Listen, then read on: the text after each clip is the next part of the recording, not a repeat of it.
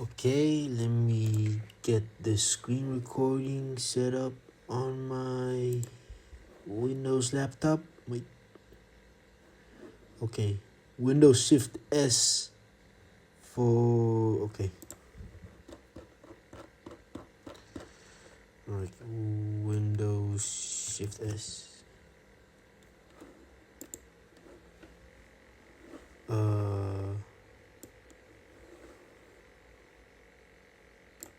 Okay. Start.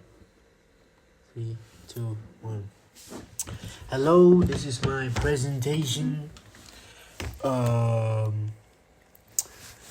for Tata. Oh shoot, okay. This was already 2 weeks ago. Okay.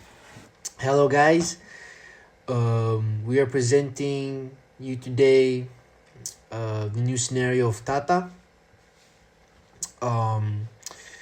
So basically, as you all know, the world is changing every day. That means new markets arise every day.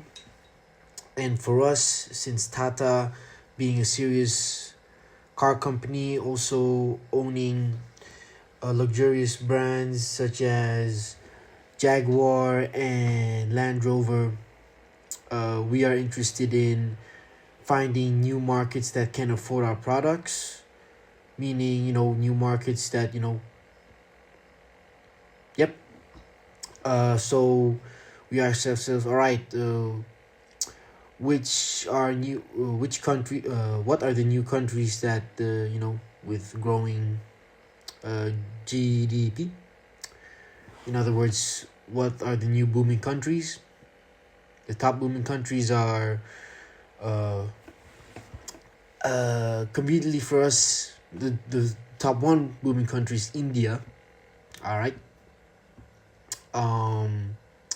Which is, and we're gonna stick with that.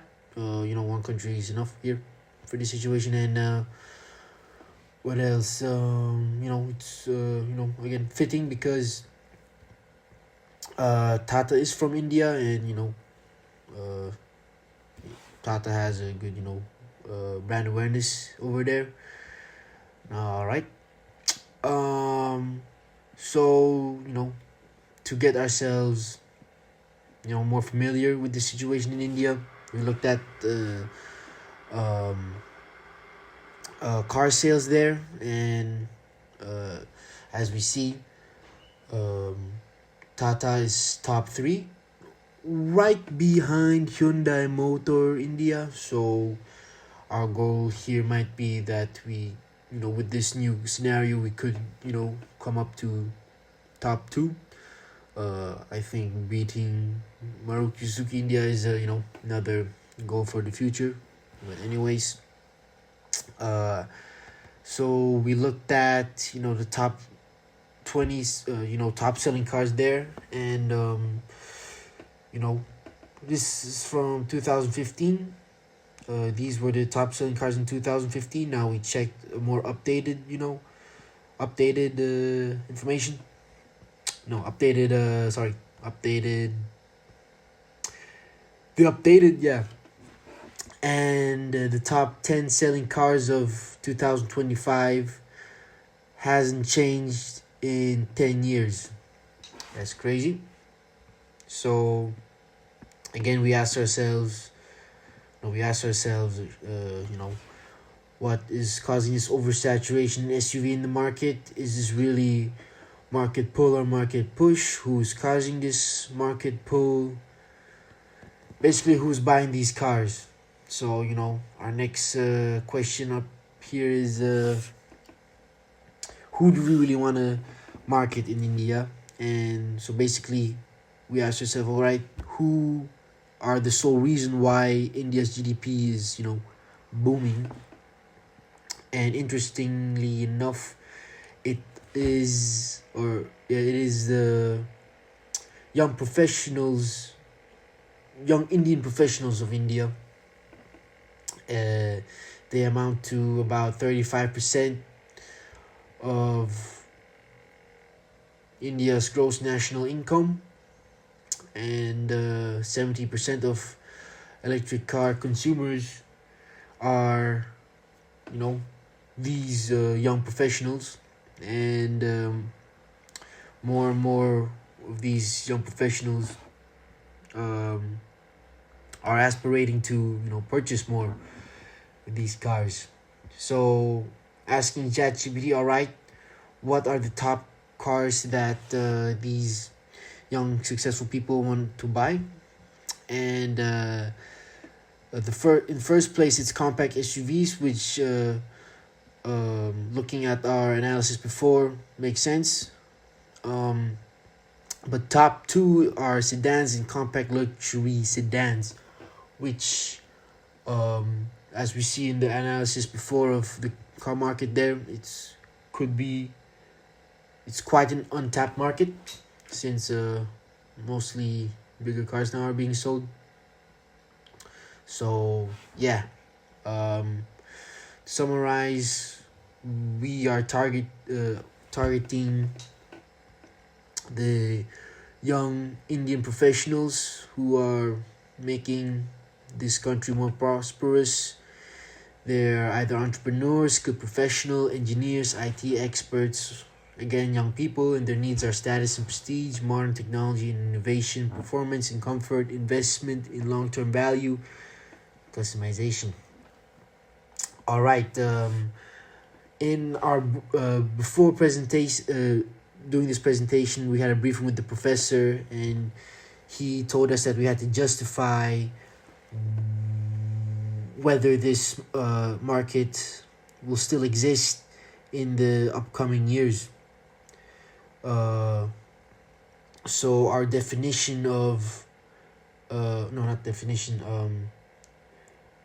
The two um, variables amounting to creating more young successful people in India that we have defined are the continued birth growth of India birth the continued growth in birth rate of India, and the I, and India's either growing average high school grades, or yeah, yeah, exactly. Let me let me sorry, let me repeat that. The two the two variables amounting to making creating more young successful people in India are the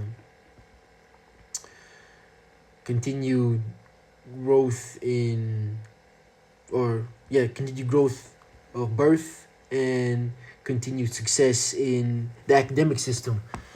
Nice words, Daniel. All right. So uh, we looked at you know predictions of the growth Indians growth rate, and it's still the population is still growing, but eventually in the future it's gonna plateau. We see we see that we see that in the future it's predicted that the birth rate is actually decreasing, interestingly. And however, um, academic performances, uh, although successful, yeah, it's still growing. And also, girls are the more smarter ones here.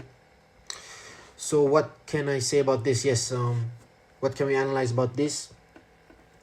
We can take from this that our current target market, young successful people, the target market will then shift into um, uh, adults successful adults refraining from India's conservative mindset of uh, being family focused. These professional adults will probably focus on their career, they'll probably refrain from um, making a big family, uh, probably focusing only on uh, partners. All right, so only needing maybe sedans or yes. So to summarize this using ChatGPT, we made a storyboard. Over here, young successful entrepreneur who is aspiring to own a car. He is testing and ensuring if the car reflects his needs and ambitions. New client buys the car after assurance that it will benefit him for being an extension of himself. The purchase of the new car symbolizes the next step and a new chapter in life of his life or hers. Um, after this purchase, the brand not only gains a new loyal client but achieves another growth of brand awareness and presence. All right. So now we know. Now we know this. Which of the three companies under Tata is best fitting for um, making this new car, this luxury sedan? Yes. So we first we approached this by ruling out which companies probably won't be fitting. We ruled out Jaguar first because of its price sensitivity and yes, and how Jaguar's new brand position, how they no how performing this new scenario for Tata. This isn't quite fitting for Jaguar's brand position, and honestly, Jaguars has been quite fragile recently with their new stunts. So better leave Jaguar out of this project. Next, what we ruled out is a Land Rover because they're SUV. They're mainly focused on SUV type cars, which is not the mission. And um, we are sorry if I haven't made clear, but the luxury type sedans that we are wanting to do here will probably be electric, and Land Rover um, uh, has a preference towards you know not being not doing electric cars, and yeah, should have read that. So again, Tata, we're gonna use Tata to perform this project, and also because of customer loyalty and brand presence, it with is best fitting. All right. So to summarize, oh no, wait, not to summarize here. Although Tata, being since 1945, their history in their design language is quite young, since they've only started building cars in the early 1990s.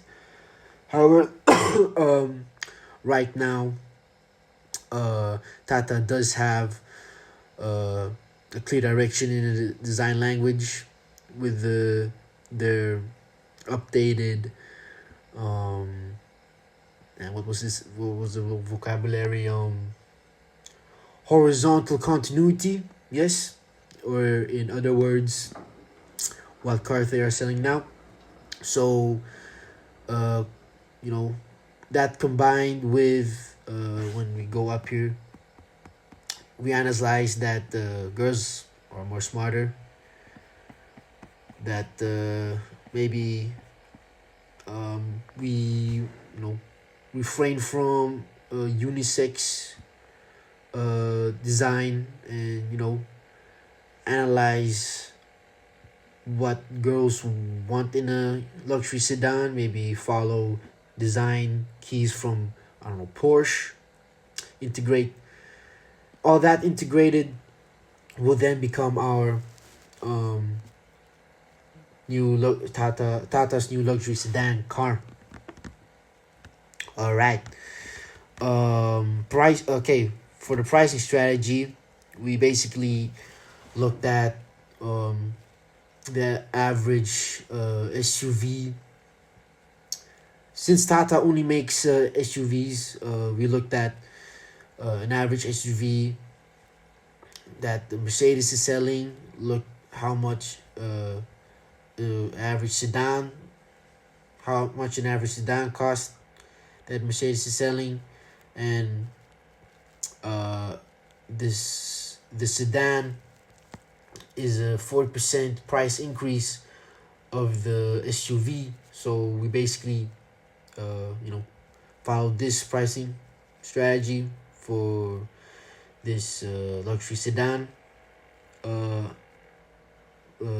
amounting up to 34,000 euros. Nice.